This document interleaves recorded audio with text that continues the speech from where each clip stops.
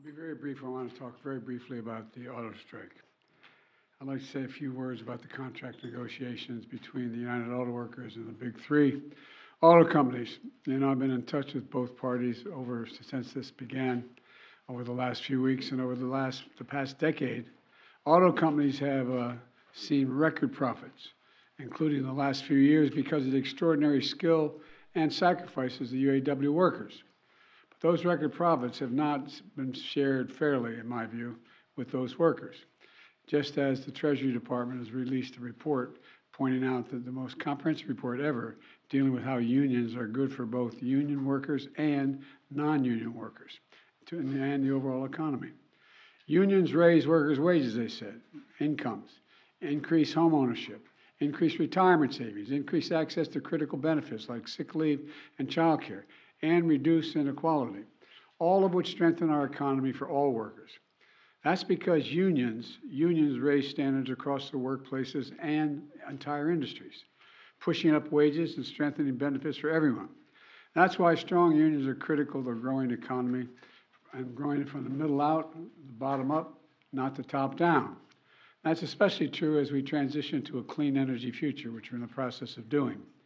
I believe that transition should be fair and a win-win, for auto workers and auto companies. But I also believe the contract agreement must lead to a vibrant, made-in-America future that promotes good, strong, middle-class jobs that workers can raise a family on. Where the UAW remains at the heart of our auto economy, and where the big three companies continue to lead in innovation, excellence, quality, and leadership. Last night, after negotiations broke down, the UAW announced a targeted strike at a few big three auto plants. Let's be clear. No one wants a strike. Say it again. No one wants a strike.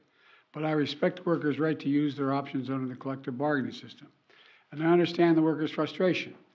Over generations, auto workers sacrificed so much to keep the industry alive and strong, especially through the economic crisis and the pandemic. Workers deserve a fair share of the benefits they helped create for an enterprise. I do appreciate that the parties have been working around the clock. And when I first called them at the very first day of the negotiations, I said, please stay at the table as long as you can to try to work this out. And they've been around the clock, and the companies have made some significant offers. But I believe they should go further to ensure record corporate profits mean record contracts for the UAW. Let me say that again. Record corporate profits, which they have, should be shared by record contracts for the UAW. And just as we're building an economy of the future, we need labor agreements for the future. It's my hope that the parties can return to the negotiation table to forge a win-win agreement.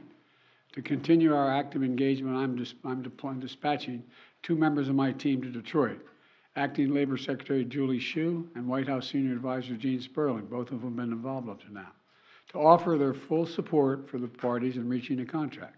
The bottom line is that auto workers help create America's middle class. They deserve a contract that sustains them in the middle class. So thank you very much. That's all I'm going to say. Thank you. Mr. President, at what point would you get directly involved in the negotiations? Should Hunter get a pardon?